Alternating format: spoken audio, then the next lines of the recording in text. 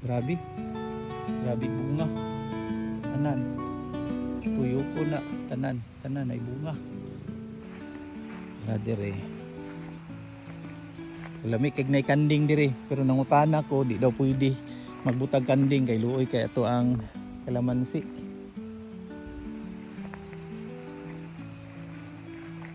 Ano? Dire. Kani. So halos tanan kalamansi nagabunga. Pero wala taga spray ani mga kaagri. Kani kabisono na jud siya.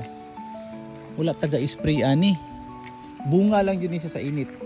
So, ano siya? Diba? Hindot na kaayo ko itong na dito. Limpyo.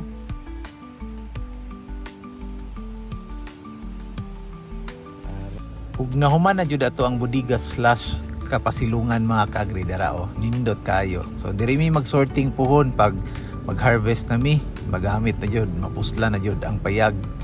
So mo niya to ang source sa tubig, kaluyan punta nga wala joy hunong sa pag-agas niya tong tubig diri gikan jud ni sa busay mga kaagri.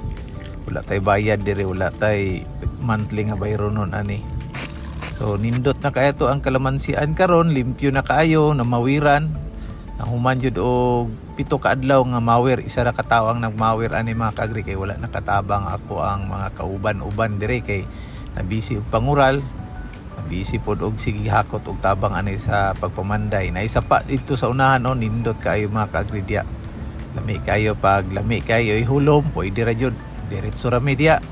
Taod-taod ligo dayon kaning mga akong batos karon, mga ligo na pud ni ron taod-taod. So dera kaluyan jud sa Ginoo mga kaagri.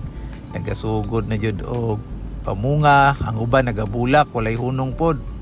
So grabe ang cycle ani, balik-balik ra jud mga kaagri pag mag-harvest na napoy mamulak, human pagulangon harbiso na pud dayon nato kani.